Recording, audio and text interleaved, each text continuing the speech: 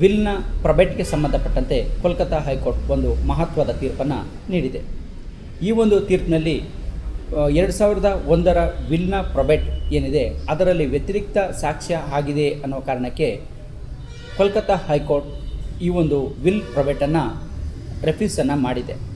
ಈ ಒಂದು ಪ್ರಕರಣದಲ್ಲಿ ಏನಕ್ಕೆ ಹೈಕೋರ್ಟ್ ವಿಲ್ ಪ್ರೊಬೆಟನ್ನು ರೆಫ್ಯೂಸ್ ಮಾಡಿದೆ, ಯಾವ ಕಾರಣಕ್ಕಾಗಿ ಮಾಡ್ತು, ಇಲ್ಲಿ ಬಲವಾದಂಥ ಕಾರಣ ಏನು?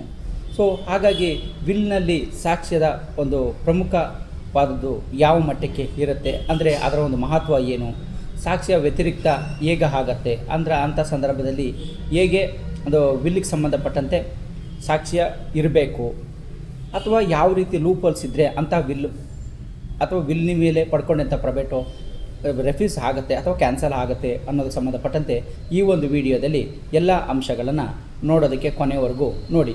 ನೀವಿನ್ನೂ ನಮ್ಮ ಚಾನಲ್ಗೆ ಸಬ್ಸ್ಕ್ರೈಬ್ ಆಗಿಲ್ಲ ಅಂದರೆ ಸಬ್ಸ್ಕ್ರೈಬ್ ಆಗಿ, ಹಾಗೆ ಬೆಲ್ ಬಟನನ್ನು ಪ್ರೆಸ್ ಮಾಡಿ.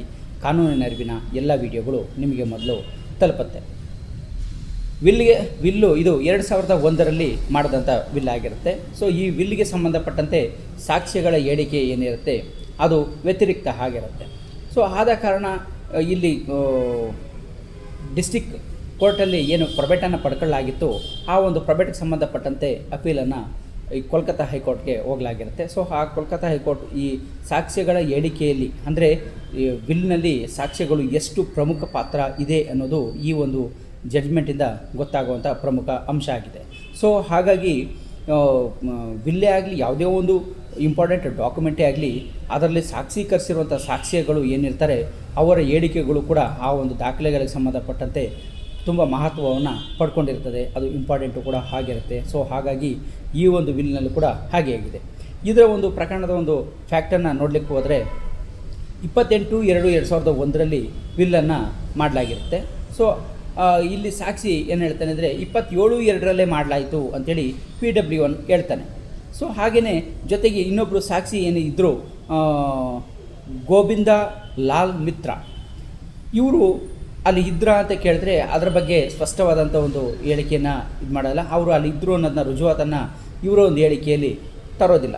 ಹಾಗೆಯೇ ಗೋವಿಂದ ಲಾಲ್ ಮಿತ್ರ ಇವರ ಒಂದು ಹೇಳಿಕೆಯನ್ನು ನೋಡಿಕೊಂಡಾದಾಗ ಅವರ ಬಗ್ಗೆ ಒಂದು ಸ್ಪಷ್ಟತೆ ಇರಲಿಲ್ಲ. ಸೊ ಹಾಗಾಗಿ ಇಲ್ಲಿ ಸಾಕ್ಷಿಗಳು ಸಂಪೂರ್ಣವಾಗಿ ಮುಂದೆ ಇರಲಿಲ್ಲ, ಅವರ ಒಂದು ಸಾಕ್ಷ್ಯವನ್ನು ಸಾಕ್ಷೀಕರಿಸಲಿಕ್ಕೆ ಅವರು ಸಮರ್ಥರಾಗಲಿಲ್ಲ. ಅಂದರೆ ಇಲ್ಲಿ ಈ ಒಂದು ಪ್ರಕರಣದಲ್ಲಿ ಸರಿಯಾದ ಸಾಕ್ಷಿಯ ಮೂಲಕ ವಿಲ್ಲನ್ನು ರುಜುವಾತುಪಡಿಸೋದಕ್ಕೆ ಫೇಲ್ಯೂರ್ ಆಗಿರುವಂಥದ್ದು, ಇಬ್ಬರು ಸಾಕ್ಷಿಗಳ ನಡುವೆ ಇರುವಂಥ ಒಂದು ವ್ಯತ್ಯಾಸಗಳಿಂದ ಇದು ಈ ಒಂದು ವಿಲ್ ಅನುಮಾನಕ್ಕೆ ಎಡೆ ಮಾಡಿ ಕೊಡುವಂಥದ್ದು ಆಗಿತ್ತು.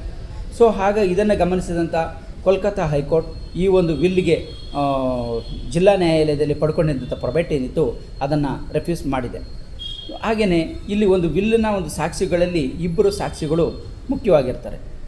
ಅದರಲ್ಲಿ ಒಂದು ಸಾಕ್ಷಿಯನ್ನು ನೀಡಿದಂಥ ಸಂದರ್ಭದಲ್ಲಿ ಅದರಲ್ಲಿ ಯಾವುದೊಂದು ಬಿಟ್ಟೋದಂಥ ಅಂಶಗಳಿದ್ದರೆ, ಅದಕ್ಕೆ ಪೂರಕವಾಗುವಂಥ ಅಂಶಗಳಿದ್ದರೆ ಅದನ್ನು ನ್ಯಾಯಾಲಯಕ್ಕೆ ಕೊಟ್ಟಾಗ ಪರಿಗಣಿಸುತ್ತೆ. ಆದರೆ ಒಂದು ಸಾಕ್ಷಿ ಮತ್ತು ಇನ್ನೊಬ್ಬರ ಸಾಕ್ಷಿಯ ನಡುವಿನ ಹೇಳಿಕೆಗಳೇ ವ್ಯತಿರಿಕ್ತ ಆಗಿದ್ದಾಗ ಆವಾಗ ಅಂಥ ಸಂದರ್ಭದಲ್ಲಿ ವಿಲ್ಲನ್ನು ರುಜುವಾತುಪಡಿಸೋದಕ್ಕೆ ಭಾಳ ಕಷ್ಟ ಆಗುತ್ತೆ. ಸೊ ಹಾಗಾಗಿ ಈ ಒಂದು ಪ್ರಕರಣದಲ್ಲಿ ಅಂದರೆ Chandradas and others versus Kamal ಮಿತ್ರ ಈ ಒಂದು ಪ್ರಕರಣದಲ್ಲಿ ಕೋಲ್ಕತ್ತಾ ಹೈಕೋರ್ಟ್ ವಿಲ್ ಮೇಲೆ ಪಡ್ಕೊಂಡಿದ್ದಂಥ ಪ್ರೊಬೆಟನ್ನು ರಿಜೆಕ್ಟ್ ಮಾಡಿದೆ.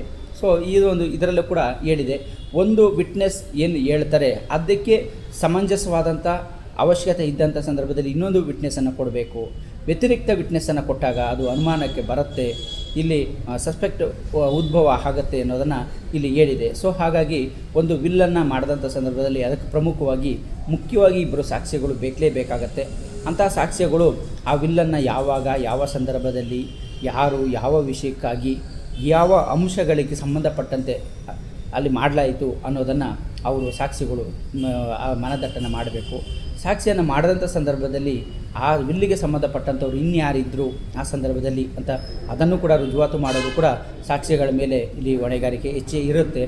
ಅಂಥ ಒಂದು ಸಾಕ್ಷಿಗಳ ವ್ಯತಿರಿಕ್ತ ಆದಾಗ ಸಾಕ್ಷಿಗಳು ಯಾರಿದ್ದರು, ಅದು ವಿಲ್ಲಿಗೆ ಹಾಕಿದಂಥ ಸಾಕ್ಷಿಗಳಾಗಿರ್ಬೋದು, ಮತ್ತೊಂದು ವಿಚಾರಗಳಾಗಿರ್ಬೋದು, ಅವುಗಳ ಬಗ್ಗೆ ಸರಿಯಾದ ಮಾಹಿತಿಗಳನ್ನು, ಹೇಳಿಕೆಗಳನ್ನು ನೀಡದೇ ಇದ್ದಂಥ ಸಂದರ್ಭದಲ್ಲಿ ಆ ಒಂದು ವಿಲ್ಲಿಗೆ ಸಂಬಂಧಪಟ್ಟಂತೆ ತೊಂದರೆ ಆಗುವ ಸಾಧ್ಯತೆಗಳು ಹೆಚ್ಚಿರುತ್ತೆ. ಸೊ ಹಾಗಾಗಿ ವಿಲ್ಲನ್ನು ಬರೆಸುವಾಗ ಆಗಲಿ, ಅದನ್ನು ರುಜುವಾತು ಪಡಿಸುವಂಥ ಸಂದರ್ಭದಲ್ಲಾಗಲಿ, ಅದನ್ನು ಜಾರಿ ಮಾಡುವಂಥ ಸಂದರ್ಭದಲ್ಲಾಗಲಿ ಸಮಂಜಸವಾಗಿ ಅದಕ್ಕೆ ಸಂಬಂಧಪಟ್ಟ ಪೂರ್ತಿ ವಿವರಗಳನ್ನು ತಿಳ್ಕೊಂಡು ಸತ್ಯಾಂಶಗಳು ಏನಿರ್ತದೆ ಅದರಂತೆ ಅದನ್ನು ಮಾಡದಂಥ ಸಂದರ್ಭದಲ್ಲಿ ಆ ವಿಲ್ಲಿಗೆ ಪಡ್ಕೊಂಡಂಥ ಪ್ರೈವೇಟ್ ಆಗಿರ್ಬೋದು, ಅದಕ್ಕೆ ಸಂಬಂಧಪಟ್ಟಂತೆ ಯಾವುದೇ ಖಾತೆಗಳ ವಿವರಗಳಾಗಿರ್ಬೋದು, ಯಾವುದೇ ಒಂದು ಆಸ್ತಿ ವರ್ಗಾವಣೆಯಾಗಿ ಮಾಡ್ಕೊಂಡಿರ್ಬೋದು, ಅವುಗಳಿಗೆ ಸಂಬಂಧಪಟ್ಟಂತೆ ಸಮಂಜಸವಾಗಿರುತ್ತೆ.